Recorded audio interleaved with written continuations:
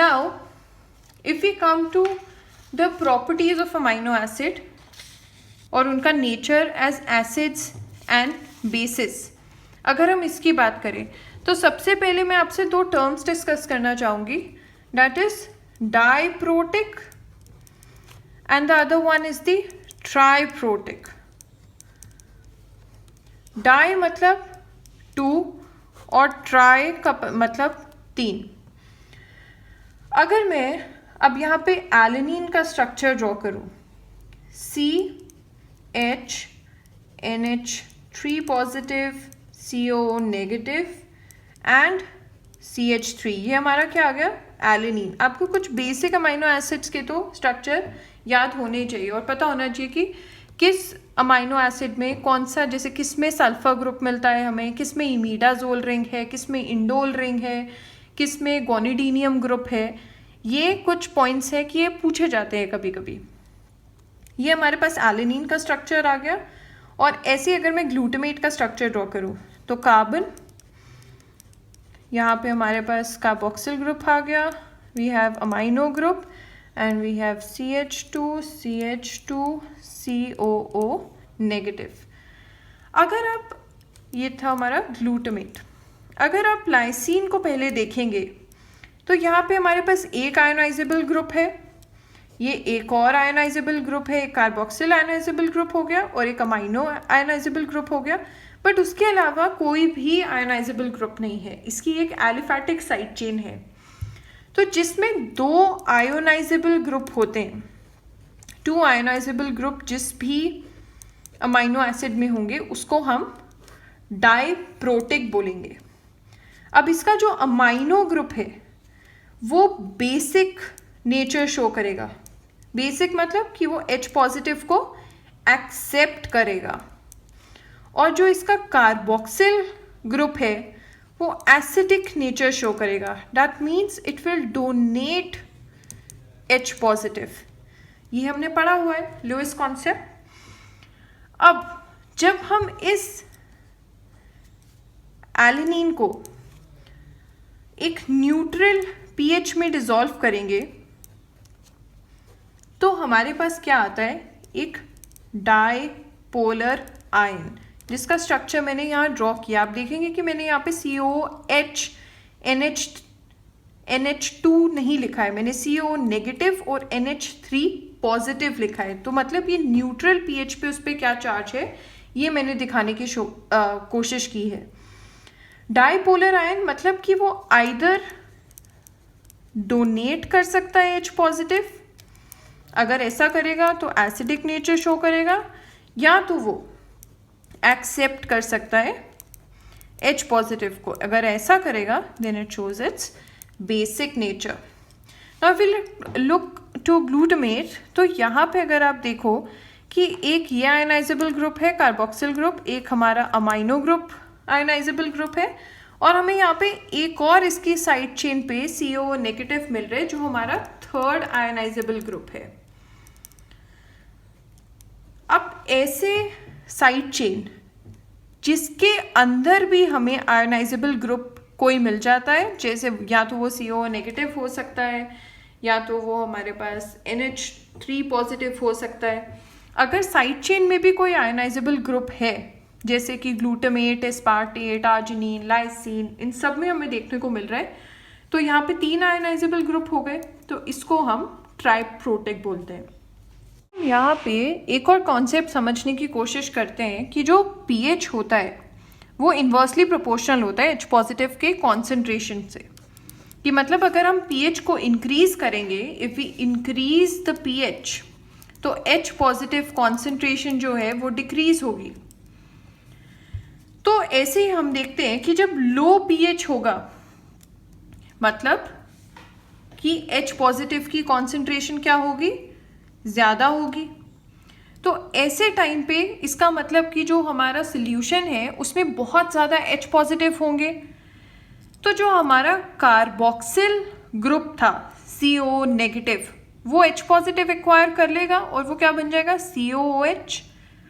और जो हमारा NH3 अमाइनो ग्रुप है वो ऐसा ही रहेगा बिकॉज वो ऑलरेडी H पॉजिटिव से सैचुरेटेड है।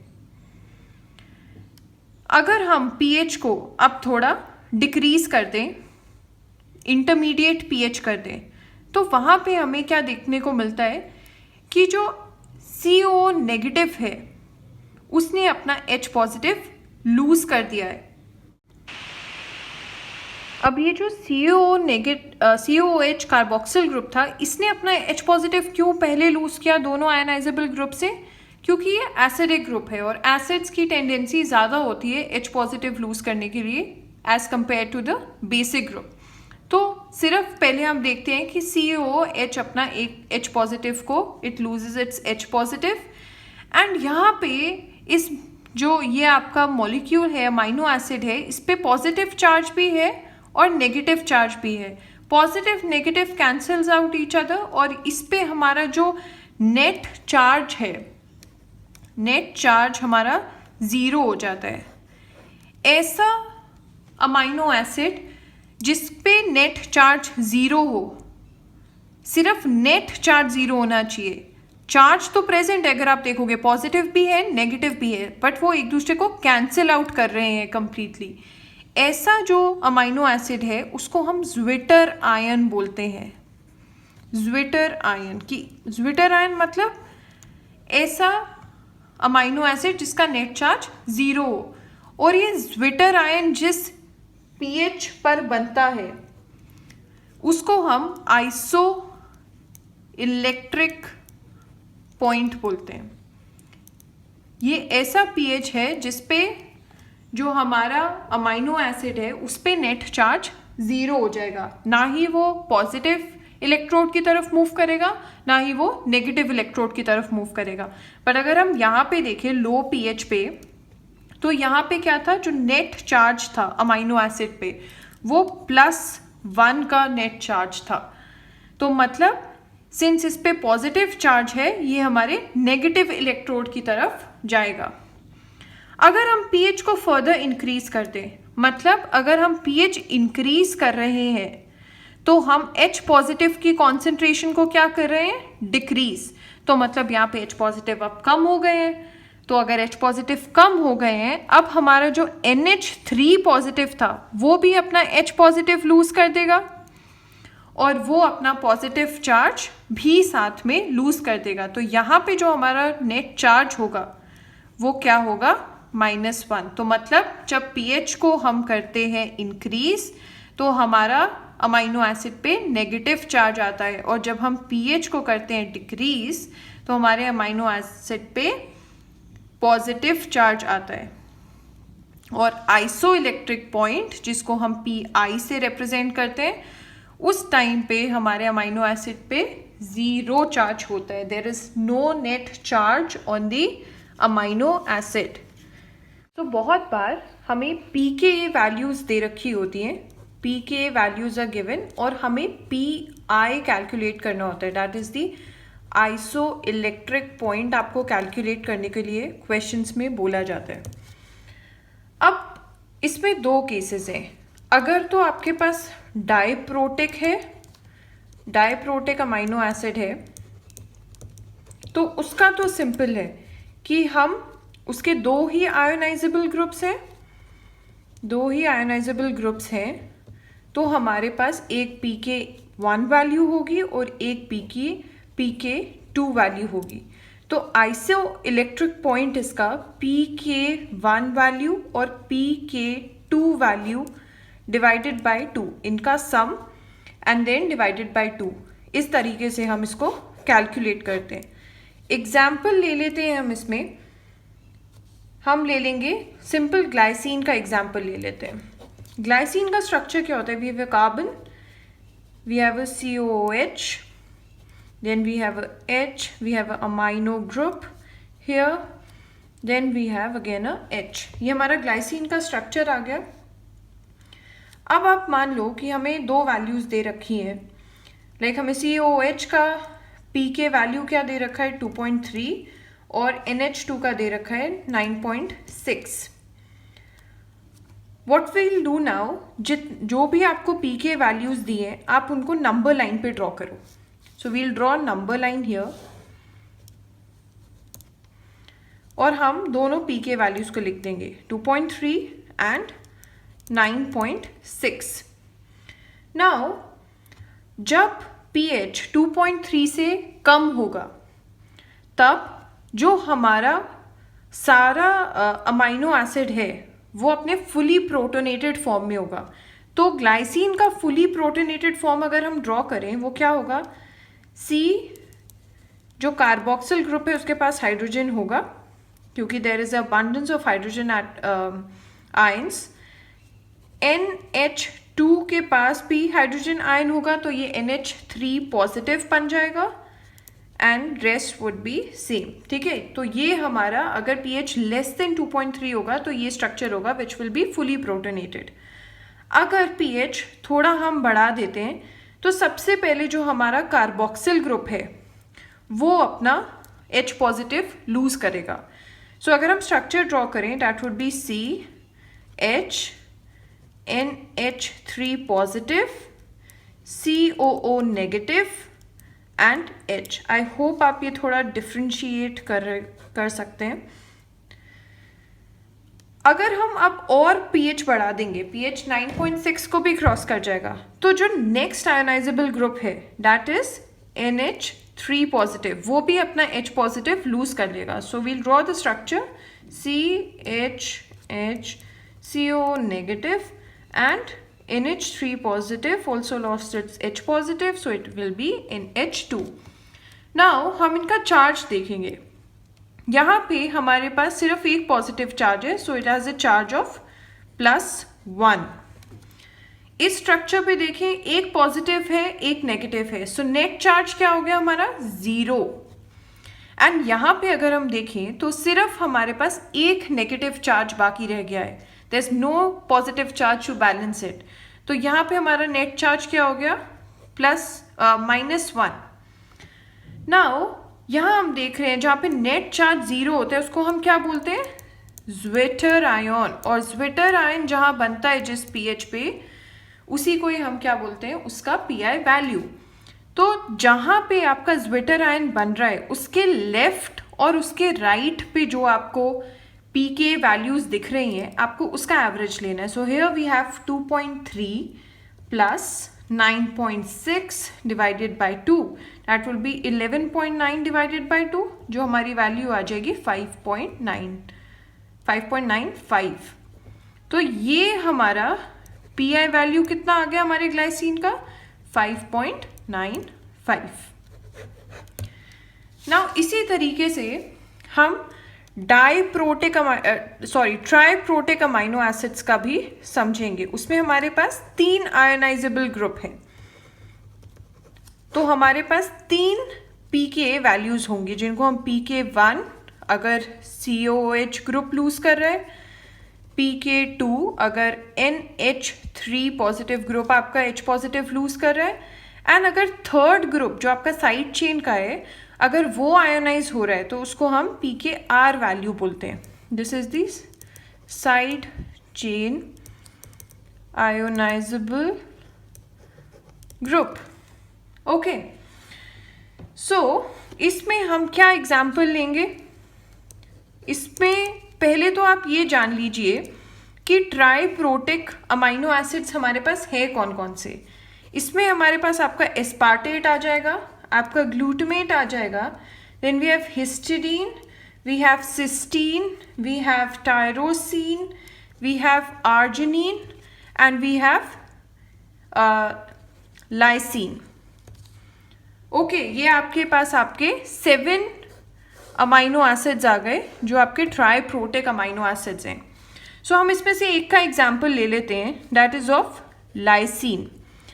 If we draw the structure of lysine, आपके पास कार्बन आ गया alpha carbon, then we have a COOH group, then we have a NH2 amino group, we have hydrogen and side chain में आपके पास 4 times CH2 आ जाएगा, and then we have another amino group.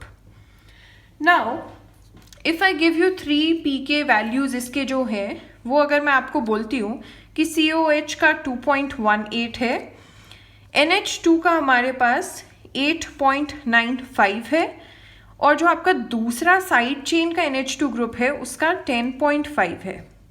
Okay, now again we'll do the same thing. We'll draw number line.